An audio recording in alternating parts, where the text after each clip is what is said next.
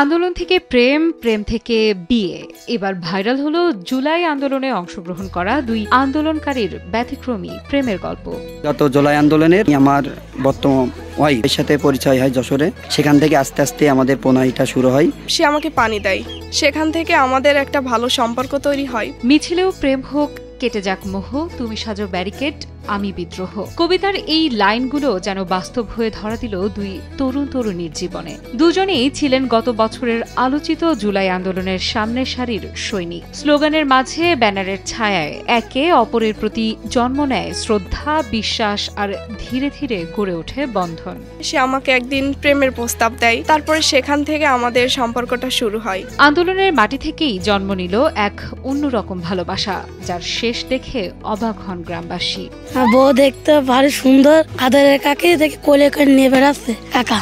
ঝিনাইদহের মহেশপুরের ছাত্রনেতা কাজী বিল্লাল হোসেন এবং যশোরের চৌগাছার নেত্রী ফারিয়া সুলতানা। পারিবারিকভাবে আমাদের বিবাহ হয়। আসলেই ও আমার জন্য যোগ্য একজন মানুষ। জীবনের সব আয়োজন এখানে একসাথে।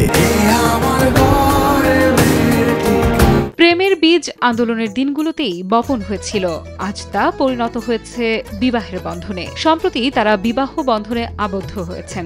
আন্দোলন করতে যে একটা প্রেম করে বিয়ে থা করেছে, এতে আমরা খুব খুশি। দাম্পত্য জীবনে সুখী হয়ে থাক। আন্দোলন শুধু দাবির জায়গা নয়, কখনো কখনো হয়ে ওঠে জীবনের নতুন অধ্যায়ের সূচনা। লড়াইয়ের মধ্যেও গড়ে ওঠে স্বপ্ন, গড়ে ওঠে ভবিষ্যৎ। এমনটাই প্রমাণ করেন এই দুই যোদ্ধা।